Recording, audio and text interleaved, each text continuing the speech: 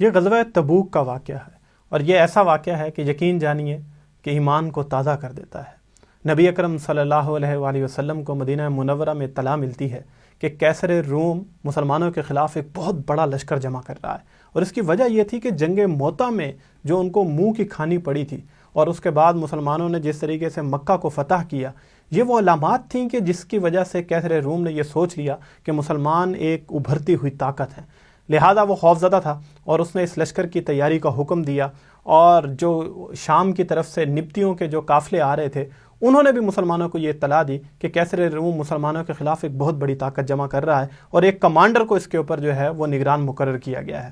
نبی اکرم صلی اللہ علیہ وآلہ وسلم حالات کی نزاکت کو سمجھ چکے تھے۔ آپ صلی اللہ علیہ وآلہ وسلم کو اندازہ تھا کہ اس موقع پہ اگر سستی دکھائی تو یہ بالکل ممکن ہے کہ رومی عرب کی سرحد کے اندر گھس آئیں گے اور مسلمانوں کے لیے دفاع زیادہ مشکل ہو جائے گا، اور دوسری طرف وہ منافقین جو کسی موقع کے انتظار میں بیٹھے تھے کہ کسی طریقے سے اس انقلاب کو جو مکہ کی وادی کے سے نکل کر پورے عرب پر اب وہ چھا گیا تھا، اس کو کسی طریقے سے دوبارہ سے ختم کر دیا جائے، لہذا نبی اکرم صلی اللہ علیہ وآلہ وسلم نے جہاد کا اعلان کیا، اور لوگوں کو نبی اکرم صلی اللہ علیہ وآلہ وسلم نے اللہ کی راہ میں جہاد پر نکلنے کا حکم فرمایا۔ اب یہ وہ موقع تھا کہ اگر آپ اس حالات کو دیکھیں کہ سخت گرمی کا موسم تھا، اور تبوک بہت دور تھا، یعنی 15 دن کی مسافت کے بعد مسلمان اس مقام پہ پہنچے تھے، اور قحط سالی کا ایک موسم گزرا، اور اس کی وجہ سے اب یہ وہ موقع تھا کہ فصلیں بالکل پک کے تیار ہو چکی تھی۔ سخت گرمی، طویل سفر، اور فصل بالکل تیار، مسلمانوں کے لیے یہ اس موقع پہ ایک بڑی آزمائش تھی۔ ایک صحابی رسول جو نبی اکرم صلی اللہ علیہ وسلم کے بڑے چہیتے صحابی تھے، حضرت کعب بن مالک رضی اللہ عنہ کا یہ واقعہ ہے جو میں آپ لوگوں کو سناتا ہوں، کہ وہ فرماتے ہیں کہ یہ وہ موقع تھا کہ تبوک کی جنگ کے علاوہ کوئی ایسا غزوہ نہیں ہے کہ جس کے اوپر میں نبی اکرم صلی اللہ علیہ وآلہ وسلم کے ساتھ شریک نہ ہوا ہوں، سوائے اس بدر کے موقع کے جس کے اوپر مسلمانوں نے باقاعدہ نبی اکرم صلی اللہ علیہ وسلم کسی جنگ کی نیت سے نکلے نہیں تھے۔ تو وہ کہتے ہیں کہ اس سے پہلے میں اس سے زیادہ کبھی خوشحال نہیں تھا جتنا میں اس موقع پہ تھا جب تبوک کا معرکہ پیش آیا، اور وہ کہتے ہیں اللہ کی قسم اس سے پہلے میرے پاس کبھی 2 سواریاں جمع نہیں ہوئی تھیں، لیکن اس تبوک کے موقع پہ میرے پاس 2 سواریاں بھی موجود تھیں۔ نبی اکرم صلی اللہ علیہ وآلہ وسلم نے جب جہاد کی تیاری کا حکم دیا تو لوگ جہاد کی تیاریاں کرنے لگے۔ میں روز گھر سے نکلتا اور یہ سوچ کے نکلتا کہ آج اپنا فیصلہ کر لوں گا اور جہاد پہ جانے کی تیاری کروں گا، لیکن میں کوئی فیصلہ نہ کر پاتا، یہاں تک کہ دن گزرتے گئے اور لوگ تیاری کرتے رہے، اور وہ دن آ پہنچا کہ جب نبی اکرم صلی اللہ علیہ وآلہ وسلم اپنے صحابہ کو لے کے تبوک کے مقام کی طرف روانہ ہو گئے۔ یہ وہ پہلا موقع ہے کہ جب نبی اکرم صلی اللہ علیہ وآلہ وسلم نے خلاف معمول اپنی سمت کا بھی بالکل پہلے سے بتا دیا تھا۔ اس سے پہلے نبی اکرم صلی اللہ علیہ وسلم یہ نہیں بتایا کرتے تھے کہ کس طرف کا رخ ہوگا اور کس سے جنگ ہوگی، لیکن تبوک کے موقع پہ نبی اکرم صلی اللہ علیہ وآلہ وسلم نے واضح طور پہ بتا دیا کہ رومیوں کے ساتھ جنگ ہوگی۔ لہٰذا حضرت کعب بن مالک رضی اللہ عنہ یہ کہتے ہیں کہ جب قافلہ روانہ ہو گیا اور مجھے اس کی اطلاع ہوئی تو میں نے اس وقت یہ سوچا کہ اگرچہ کہ میں رہ گیا لیکن میرے پاس سواریاں موجود ہیں اور میں بعد میں نبی اکرم صلی اللہ علیہ وآلہ وسلم کے ساتھ شامل ہو جاؤں گا، لیکن وہ کہتے ہیں کہ میں اس معاملے میں بھی سستی دکھا گیا، اور کاش کہ میں اس موقع پہ اپنے گھر سے نکل پڑتا۔ لیکن نبی اکرم صلی اللہ علیہ وآلہ وسلم دوسری طرف اپنے قافلے کے ہمراہ تبوک کی طرف چلے گئے، اور حضرت کعب بن مالک رضی اللہ عنہ کہتے ہیں کہ جب یہ قافلہ مدینہ کی گلیوں سے چلا گیا تو میں نے مدینہ کی گلیوں میں وہ منظر دیکھا کہ یا میں تھا یا مدینہ کی گلیوں میں وہ منافقین تھے کہ جو نبی اکرم صلی اللہ علیہ وآلہ وسلم کے ساتھ نہیں گئے تھے، یا وہ معذور اور بزرگ شخص تھے کہ جو جہاد پہ جانے کی قدرت نہیں رکھتے تھے۔ وہ کہتے ہیں کہ جب میں اب یہ منظر دیکھتا تھا تو میرا دل جو ہے وہ زخمی ہوتا تھا، اور میں ملال کی کیفیت میں آ جاتا تھا اور پچھتاتا تھا کہ میں نبی اکرم صلی اللہ علیہ وآلہ وسلم کے ساتھ تبوک کی جنگ کے لیے روانہ کیوں نہ ہو سکا۔ دوسری طرف نبی اکرم صلی اللہ علیہ وسلم جب تبوک کے مقام پہ پہنچے اور آپ صلی اللہ علیہ وآلہ وسلم کے ساتھ ایک جمع غفیر تھا، 30,000 کا لشکر نبی اکرم صلی اللہ علیہ وآلہ وسلم اس موقع پہ لے کے گئے تھے۔ حضرت کعب بن مالک رضی اللہ عنہ یہ کہتے ہیں کہ یہ وہ موقع تھا کہ جس کے اوپر اگر کوئی رہ بھی جاتا تو تعداد اتنی زیادہ تھی کہ نبی اکرم صلی اللہ علیہ وسلم کی آنکھوں سے اوجھل ہو سکتا تھا، لیکن نبی اکرم صلی اللہ علیہ وسلم نے اس موقع پہ تبوک کے مقام پہ آپ صلی اللہ علیہ وسلم نے اپنی نظر دوڑائی اور پوچھا کہ کعب بن مالک کہاں ہے، یعنی اپنے ساتھی کو یاد کیا نبی اکرم صلی اللہ علیہ وسلم نے۔ اور صحابہ میں سے ایک صحابی جو ہیں انہوں نے کہا کہ اس کو اس کی 2 چادروں نے جو ہے وہ غافل کر دیا، یعنی انہوں نے کہا مال و دولت نے جو ہے وہ ان کو اس سے غافل کر دیا۔ تو حضرت معاذ بن جبل رضی اللہ عنہ نے ان سے کہا کہ اللہ کی قسم تم نے غلط بات کی، اور کہا اللہ کے رسول ہم نے آج تک کعب بن مالک میں خیر کے علاوہ کوئی بات نہیں دیکھی، لیکن نبی اکرم صلی اللہ علیہ وآلہ وسلم اس موقع پہ خاموش رہے۔ حضرت کعب بن مالک رضی اللہ عنہ یہ کہتے ہیں کہ پھر مجھے وہ اطلاع پہنچی کہ نبی اکرم صلی اللہ علیہ وسلم تبوک سے واپس آ رہے ہیں، اور اب وہ لوگ کہ جو تبوک کی جنگ کے لیے روانہ نہیں ہوئے تھے، انہوں نے اپنا وہ عذر تلاش کرنا شروع کر دیا جو انہوں نے پیش کرنا تھا جب نبی اکرم صلی اللہ علیہ وسلم واپس آئیں گے۔ تو حضرت کعب بن مالک رضی اللہ عنہ کہتے ہیں میں نے اپنے خاندان کے لوگوں سے بھی مشورہ کیا، اور میں نے دیکھا کہ منافقین جو ہیں وہ جھوٹے بہانے تراش رہے تھے، اور میرے دل کے اندر بھی یہ خیال پیدا ہوا کہ میں اللہ کے نبی صلی اللہ علیہ وسلم سے کوئی عذر پیش کر کے اپنی دعائے مغفرت کی درخواست کر دوں گا۔ لیکن جب مجھے اطلاع ملی کہ نبی اکرم صلی اللہ علیہ وسلم مدینہ کے قریب آ چکے ہیں، تو حضرت کعب بن مالک رضی اللہ عنہ کہتے ہیں کہ میری دل کی دنیا بدل گئی، اور میں نے یہ تہیہ کر لیا کہ میں اللہ کے نبی صلی اللہ علیہ وسلم کے سامنے جا کے کسی طرح کا کوئی جھوٹ نہیں بولوں گا بلکہ سچی بات کروں گا۔ وہ کہتے ہیں جب میں نے یہ تہیہ کر لیا اور نبی اکرم صلی اللہ علیہ وسلم مدینہ کے اندر داخل ہوئے، آپ صلی اللہ علیہ وسلم کا معمول تھا کہ آپ صلی اللہ علیہ وسلم پہلے 2 رکعت نماز پڑھتے اور اس کے بعد لوگوں سے ملاقاتیں کرتے، اور آپ صلی اللہ علیہ وسلم نے جب لوگوں سے ملاقاتیں کرنا شروع کی تو منافقین باری باری جاتے تھے اور اپنے جھوٹے بہانے نبی اکرم صلی اللہ علیہ وسلم کے سامنے پیش کرتے تھے، اور آپ صلی اللہ علیہ وسلم ان کے ظاہری عذر کو قبول کرتے تھے اور ان کے باطن کو اللہ کے حوالے کر کے آپ صلی اللہ علیہ وسلم ان کے لیے دعائے مغفرت کرتے تھے۔ حضرت کعب بن مالک رضی اللہ عنہ کہتے ہیں کہ میں بھی اللہ کے رسول صلی اللہ علیہ وسلم کے پاس پہنچا، اور جب میں نبی اکرم صلی اللہ علیہ وسلم کے پاس گیا تو نبی اکرم صلی اللہ علیہ وسلم نے ایک ناراضگی والی مسکراہٹ میں میری طرف دیکھا اور پوچھا کہ تو نے کس چیز سے جہاد سے روک دیا؟ کہ تیرے پاس سواریاں نہیں تھیں؟ حضرت کعب بن مالک رضی اللہ عنہ کہتے ہیں کہ میں نے کہا ہے اللہ کے رسول، اگر آپ کی جگہ اس مقام پہ آپ کے علاوہ کوئی اور ہوتا تو یقیناً میں اس سے کوئی جھوٹا بہانہ کر کے اپنا عذر پیش کرتا، اور مجھے اپنی گفتگو پہ بڑا ملکہ حاصل ہے، لیکن اللہ کی قسم میں آپ کے سامنے آج سچ بات کروں گا، اور میں نے تہیہ کی ہے کہ میں کوئی جھوٹا عذر پیش نہیں کروں گا۔ اور اس کے بعد کہا کہ اللہ کے رسول خدا گواہ ہے کہ میں اس سے زیادہ خوشحال کبھی نہیں تھا جتنا میں تبوک کے موقع پہ تھا، اور میرے پاس سواریاں بھی موجود تھیں، لیکن میری یہ کمزوری تھی کہ میں آپ کے ساتھ نہیں جا سکا۔ تو نبی اکرم صلی اللہ علیہ وسلم نے جب یہ سنا تو آپ صلی اللہ علیہ وآلہ وسلم نے فرمایا کہ اس شخص نے سچ فرمایا ہے، اور اس کے بعد نبی اکرم صلی اللہ علیہ وسلم نے کہا کہ کھڑے ہو جاؤ اور یہاں سے چلے جاؤ یہاں تک کہ اللہ تعالیٰ تمہارے بارے میں کوئی فیصلہ کر دے۔ حضرت کعب بن مالک رضی اللہ عنہ کہتے ہیں جب میں واپس پلٹا تو لوگوں نے مجھے ملامت کرنا شروع کر دی، اور مجھ سے یہ کہا کہ جس طریقے سے منافقین نے اپنے لیے نبی اکرم صلی اللہ علیہ وسلم سے مغفرت کی دعا کی درخواست کی تھی، تم بھی اپنی درخواست کر دیتے۔ اگر نبی اکرم صلی اللہ علیہ وسلم تمہارے لیے مغفرت کی دعا کرتے تو یہ کیسے ممکن ہے کہ اللہ تعالیٰ تمہیں معاف نہ کرے؟ یہاں تک کہ انہوں نے مجھے اتنا اکسایا کہ میں نے دوبارہ سوچا کہ میں جاؤں نبی اکرم صلی اللہ علیہ وسلم کے پاس اور اپنی پہلی کی گفتگو سے ہٹ کے اب آپ صلی اللہ علیہ وسلم کے پاس کوئی عذر پیش کر دوں۔ یہاں تک کہ میرے دل میں خیال پیدا ہوا اور میں نے پوچھا کہ کیا میرے علاوہ بھی کسی نے ایسا کیا ہے؟ تو بتایا گیا کہ ہاں 2 ساتھی اور ہیں، اور ایک ان میں حضرت مرارہ رضی اللہ عنہ اور دوسرے حضرت ہلال رضی اللہ عنہ۔ تو حضرت کعب بن مالک رضی اللہ عنہ کہتے ہیں کہ جب مجھے ان دونوں صحابہ کا بتایا گیا تو میں نے سوچا کہ ان سے زیادہ متقی میں نے کوئی انسان نہیں دیکھا، تو کہتے ہیں میں نے فوراً یہ تہیہ کیا کہ نہیں، میں اپنی پہلی والی بات پہ جو ہے وہ قائم رہوں گا۔ یہ جب نبی اکرم صلی اللہ علیہ وآلہ وسلم نے فیصلہ فرمایا اور تمام لوگوں کو ان 3 صحابہ سے بات گفت و شنید کرنے سے منع فرما دیا گیا۔ حضرت کعب بن مالک رضی اللہ عنہ کہتے ہیں کہ وہ 50 دن تھے جو ہم نے گزارے تھے، اور وہ ایسے سخت دن تھے کہ زندگی میرے لیے جو ہے ان گلیوں کے اندر مشکل ہو گئی تھی، اور وہ گلیاں جو میری جانی پہچانی تھی اب میرے لیے انجان بن چکی تھی، کوئی شخص ہم سے بات نہیں کرتا تھا۔ یہاں تک کہ وہ کہتے ہیں کہ میں جب نماز کے لیے جایا کرتا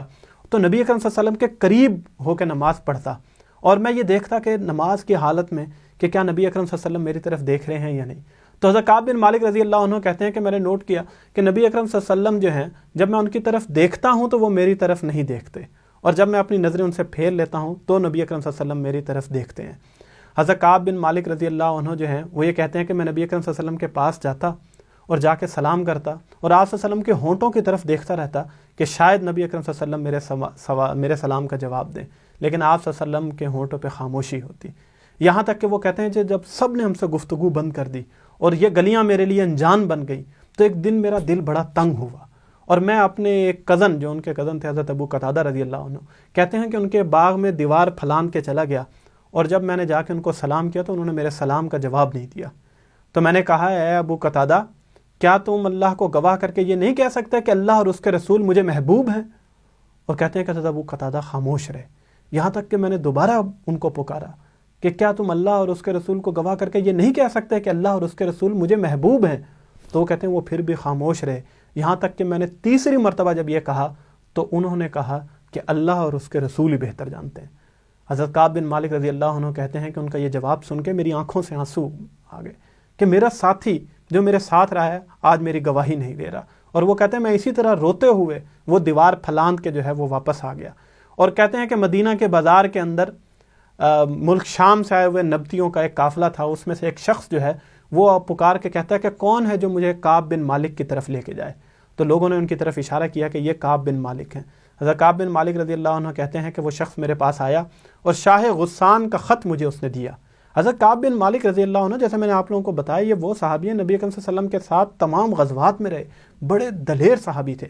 لہذا شاہ غسان نے ان کو خط لکھا اور اس نے کہا کہ اللہ تعالیٰ، اور اس نے اس خط کے اندر جو ہے وہ ان کو مخاطب کر کے کہا کہ تمہیں اس لیے نہیں پیدا کیا گیا کہ تم ذلت کے گھر میں زندہ رہو، آؤ تم ہماری طرف آ جاؤ، ہم تمہیں وہ منصب عطا کریں گے جس سے تمہارے ساتھی نے تمہیں محروم کیا ہے۔ حضرت کعب بن مالک رضی اللہ عنہ کہتے ہیں کہ مجھے فوراً دل میں یہ خیال پیدا ہوا کہ یہ اب ایک میرے لیے نئی آزمائش ہے۔ لہذا وہ کہتے ہیں کہ میں نے اس خط کو لیا اور اس خط کو تنور کے اندر جو ہے وہ ڈال دیا اور اللہ تعالیٰ سے جو ہے وہ دعا مانگی کہ اللہ تعالیٰ مجھے استقامت نصیب فرمائے۔ یہاں تک کہ وہ کہتے ہیں کہ میں اپنے گھر کے اندر ہی تھا اور میرے جو باقی دو ساتھی تھے وہ بھی ہر وقت گھر میں رہتے اور روتے رہتے تھے اور اللہ تعالیٰ سے دعا کرتے تھے کہ اس آزمائش کا اب خاتمہ ہو۔ یہاں تک کہ وہ کہتے ہیں کہ نبی اکرم صلی اللہ علیہ وسلم کا ایک قاصد میرے پاس آیا اور اس نے کہا کہ میں اللہ کا رسول کا ایک پیغام لایا ہوں۔ تو حضرت کعب بن مالک رضی اللہ عنہ کہتے ہیں کہ میں نے کہا کہ کیا پیغام ہے؟ تو وہ کہتے ہیں کہ اللہ کے رسول نے فرمایا کہ اپنی بیوی کو خود سے الگ کر دو۔ تو حضرت کعب بن مالک رضی اللہ عنہ کہتے ہیں، روتے ہوئے ان سے پوچھتے ہیں کہ کیا صرف الگ کر دوں یا طلاق دے دوں؟ تو کہتے ہیں نہیں، طلاق کا حکم نہیں ہے، صرف الگ کر دو۔ تو حضرت کعب بن مالک رضی اللہ عنہ کہتے ہیں میں نے اپنی بیوی کو کہہ دیا کہ تم اپنے گھر والوں کے پاس چلی جاؤ اور انتظار کرو یہاں تک کہ اللہ ہمارے بارے میں کوئی فیصلہ فرما دے۔ تو تنہائی کی یہ ایک کیفیت ہے، لوگوں نے رخ موڑ لیا ہے، کوئی بات نہیں کر رہا، کوئی گفتگو نہیں ہو رہی، اللہ کے رسول آنکھ اٹھا کے آپ کی طرف دیکھتے بھی نہیں ہیں۔ یہ وہ کیفیت تھی کہ جن کو ان تین صحابہ نے برداشت کیا۔ یہاں تک کہ وہ کہتے ہیں کہ وہ جو صحابی حضرت حلال رضی اللہ عنہ تھے وہ بہت بزرگ ساتھی تھے، تو نبی اکرم صلی اللہ علیہ وسلم کے پاس ان کی بیوی چلی گئیں اور انہوں نے کہا کہ میں ان کی قربت اختیار نہیں کروں گی، لیکن کیا مجھے ان کی خدمت کرنے کا موقع مل سکتا ہے کیونکہ وہ بہت بوڑھے ہو چکے ہیں؟ تو نبی اکرم صلی اللہ علیہ وسلم نے کہا کہ ہاں بالکل، تم ان کی قربت اگر اختیار نہ کرو تو ان کی خدمت کر سکتی ہو۔ تو حضرت کعب بن مالک رضی اللہ عنہ کہتے ہیں کہ میرے خاندان کے لوگ میرے پاس آئے اور مجھے کہتے کہ تم بھی حضرت ہلال رضی اللہ عنہ کی طرح یہ رخصت لے لو۔ حضرت کعب بن مالک رضی اللہ عنہ نے کہا کہ نہیں، میں یہ رخصت نہیں لوں گا کیونکہ میں جوان ہوں اور اللہ کی طرف سے جو آزمائش میرے پاس آئی ہے میں اسی کو قبول کروں گا۔ اس حالات کے اندر حضرت کعب بن مالک رضی اللہ عنہ کہتے ہیں کہ ہم نے 50 راتیں گزاری، یہاں تک کہ 50ویں رات کی جو صبح ہے، میں فجر کی نماز جو ہے وہ اپنے گھروں میں سے ایک گھر کی چھت پہ پڑھ رہا تھا، یہاں تک کہ دور سے ایک شخص نے مجھے آواز دی اور اس نے جب یہ الفاظ کہے کہ مبارک ہو اے کعب ابن مالک، تو وہ کہتے ہیں میں نے جیسے ہی یہ الفاظ سنے میں فوراً جان گیا کہ لگتا ہے ہماری توبہ قبول کر لی گئی، اور کہتے ہیں میں اسی وقت سجدے کی حالت میں چلا گیا اور اللہ کا شکر ادا کیا اور روتا رہا، یہاں تک کہ لوگوں کا مجمع میرے گھر کے سامنے جمع ہو گیا، اور جب میں اتر کے آیا تو جس شخص نے جو خوشخبری ہمیں سنائی تھی میں نے اپنے پہنے ہوئے کپڑے اسے تحفتاً دے دیے، اور اس کے بعد لوگوں کا مجمع تھا جو ہم سے آ کے مجھے مبارکباد دے رہا تھا، اور ہمیں اس عظیم اس کے اوپر کہ اللہ تعالیٰ نے تمہاری توبہ کو قبول کیا ہے۔ حضرت کعب ابن مالک رضی اللہ عنہ کہتے ہیں کہ میں مسجد نبوی کا میں نے رخ کیا کیونکہ وہاں پہ میرے حضور بیٹھے ہوئے تھے جنہوں نے اتنے دنوں سے آنکھ ملا کے میری طرف نہیں دیکھا تھا۔ یہ عشق کا وہ منظر ہے صحابہ کا، نبی اکرم صلی اللہ علیہ وسلم سے محبت کا اظہار دیکھیے کہ کہتے ہیں میں دوڑتے ہوئے جاتا ہوں، مسجد نبوی کے اندر داخل ہوتا ہوں اور حضرت طلحہ رضی اللہ عنہ جو ہیں وہ کھڑے ہو کے مجھے گلے ملتے ہیں اور مبارکباد دیتے ہیں کہ تمہاری توبہ اللہ نے قبول کر لی ہے۔ اور اس کے بعد وہ کہتے ہیں کہ جب میں نبی اکرم صلی اللہ علیہ وسلم کے قریب جاتا ہوں تو آپ صلی اللہ علیہ وسلم مجھے کہتے ہیں بیٹھ جاؤ، اور اس کے بعد آپ صلی اللہ علیہ وسلم مسکراہٹ کے ساتھ جب آپ صلی اللہ علیہ وسلم نے میری طرف دیکھا تو حضرت کعب بن مالک رضی اللہ عنہ کہتے ہیں کہ جب نبی اکرم صلی اللہ علیہ وسلم بہت خوش ہوتے تھے تو آپ صلی اللہ علیہ وسلم کا چہرہ چاند کی طرح جگمگا رہا ہوتا تھا، اور میں نے اس موقع پہ نبی اکرم صلی اللہ علیہ وسلم کے چہرے پہ بالکل وہی خوشی دیکھی، اور آپ صلی اللہ علیہ وسلم نے فرمایا کہ تمہیں یہ دن مبارک ہو، اور یہ تمہارا دن ان سب دنوں سے بہتر ہے جب سے تمہاری ماں نے تمہیں جنا ہے، یعنی ان تمام دنوں میں سب سے بہترین دن تمہاری زندگی کے لیے ہی ہے۔ حضرت کعب بن مالک رضی اللہ عنہ کہتے ہیں اس خوشی کے موقع پہ وہ کہتے ہیں کہ اے اللہ کے رسول صلی اللہ علیہ وسلم، میں نے اس موقع پہ یہ تہیہ کیا ہے کہ اللہ تعالیٰ نے مجھے اتنی بڑی نعمت سے نوازا ہے، میری توبہ قبول کر لی ہے، میں اپنے سارا مال اللہ کی راہ میں قربان کرتا ہوں تو نبی اکرم صلی اللہ علیہ وسلم فرماتے ہیں کہ نہیں، کچھ حصہ اپنے لیے بھی رکھ لو۔ اور حضرت کعب بن مالک رضی اللہ عنہ یہ کہتے ہیں کہ اللہ کے رسول، اچھا میں جو خیبر کے اندر جو مجھے حصہ ملا تھا وہ اپنے لیے رکھتا ہوں اور باقی سارا حصہ اللہ کی نظر کرتا ہوں۔ یہ وہ واقعہ ہے حضرت کعب بن مالک اور ان کے دو ساتھیوں کی توبہ کا، کہ جس میں ہمارے لیے بہت بڑا ایک پیغام ہے، اور وہ اس کے بعد جو آیات ان کے حق میں نازل ہوئیں۔ قرآن مجید میں اللہ تعالیٰ نے پھر ارشاد فرمایا، اور ان تینوں کو بھی اس نے معاف کیا جن کے معاملے کو ملتوی کر دیا گیا تھا، جب زمین اپنی ساری وسعت کے باوجود ان پر تنگ ہو گئی اور ان کی اپنی جانیں بھی ان پر بار ہونے لگیں، اور انہوں نے جان لیا کہ اللہ سے بچنے کے لیے کوئی جائے پناہ خود اللہ ہی کے دامن رحمت کے سوا نہیں ہے، تو اللہ اپنی مہربانی سے ان کی طرف پلٹا تاکہ اس کی طرف پلٹ آئیں، یقیناً وہ بڑا معاف کرنے والا اور رحیم ہے۔ اور حضرت کعب بن مالک رضی اللہ عنہ کہتے ہیں کہ اس موقع پہ مجھے اتنی خوشی ہوئی کہ اللہ تعالیٰ نے مجھے ان لوگوں میں شمار کیا ہے، اس کے برعکس جن لوگوں نے جھوٹے بہانے تراشے تھے، جنہوں نے جھوٹے عذر پیش کیے تھے، ان کے متعلق قرآن مجید ہمیں کیا بتاتا ہے کہ قرآن مجید میں آتا ہے کہ تمہاری واپسی پر یہ تمہارے سامنے قسمیں کھائیں گے تاکہ تم ان سے صرف نظر کرو، تو بے شک تم ان سے صرف نظر ہی کر لو، کیونکہ یہ گندگی ہیں اور ان کا اصلی مقام جہنم ہے جو ان کی کمائی کے بدلے میں انہیں نصیب ہوگی۔ یہ واقعہ ہمیں اس رمضان کے اندر کیا پیغام دیتا ہے کہ صحابہ کرام رضی اللہ عنہ کی زندگی کو دیکھیے۔ یہ حضرت کعب بن مالک رضی اللہ عنہ وہ ہیں جنہوں نے نبی اکرم صلی اللہ علیہ وسلم کے شانہ بشانہ جنگیں لڑی ہیں، قربانیاں دی ہیں، اپنا سارا مال اللہ کی راہ میں قربان کرنے کا انہوں نے عزم کیا تھا، اور خیبر کے حصے کے علاوہ سارا مال اللہ کی راہ میں دے دیا، اور ہجرت کی راہ میں نبی اکرم صلی اللہ علیہ وسلم کے ساتھی بنے۔ اور مینا کے اندر وہ جو واقعہ ہوا کہ جس میں نبی اکرم صلی اللہ علیہ وسلم کے ساتھ عہد و پیمان کیے گئے تھے، تو ان کے اندر یہ شامل تھے۔ لیکن ان صحابی کی تڑپ کو دیکھیے کہ کس طریقے سے اپنے گناہوں پہ توبہ کر لیے، کس طریقے سے انہوں نے ایک آزمائش کا وقت گزارا۔ اور میرے اور آپ کے حوالے سے کیا ہے؟ میرے اور آپ کے پاس اعمال کے اندر، ہمارے اعمال نامے میں کیا ایسی چیز موجود ہے کہ جس کی وجہ سے ہمیں یہ زوم ہے کہ ہمیں کسی توبہ کی ضرورت نہیں ہے؟ یقین جانیے کہ نبی اکرم صلی اللہ علیہ وسلم نے کیا فرمایا۔ آپ صلی اللہ علیہ وسلم نے فرمایا کہ بدبخت ہے وہ شخص، نبی اکرم صلی اللہ علیہ وسلم نے اس شخص کو بدبخت قرار دے دیا کہ جس کو رمضان کے روزے نصیب ہوئے اور وہ اس میں اللہ کو راضی نہ کر سکا۔ تو اللہ تعالیٰ سے دعا ہے کہ ہمارا شمار ان بدبخت لوگوں میں نہ ہو۔ اس لیے اسی تڑپ کے ساتھ اپنے گناہوں کی توبہ ہم اگر کر لیں، اس رمضان کے اندر اپنی زندگی کے گناہوں کو بخشوا لیں، اس تڑپ کے ساتھ کہ جس تڑپ کے ساتھ صحابہ نے اپنی زندگیوں کے اندر اپنے اللہ کو راضی کرنے کے لیے، اپنے اللہ کو اور اپنے رسول کو راضی کرنے کے لیے انہوں نے وہ تڑپ دکھائی۔ اللہ تعالیٰ ہمیں بھی وہ تڑپ اور وہ جوش عطا فرمائے، اور ہمیں اپنے گناہوں پہ وہ ندامت کا احساس ہمارے دلوں میں پیدا کر دے کہ ہم بھی اس رمضان کی ان مبارک ساعتوں کے اندر اپنے گناہوں پہ شرمندہ ہو کے، اپنے پورے خشوع و خضوع کے ساتھ، اپنی گڑ گڑاتی آوازوں کے ساتھ اور اپنے بہتے آنسوؤں کے ساتھ اللہ تعالیٰ سے اپنے گناہوں کی معافی مانگیں۔ اللہ تعالیٰ ہمیں توفیق عطا فرمائے۔ وآخر دعوانا الحمدللہ رب العالمین۔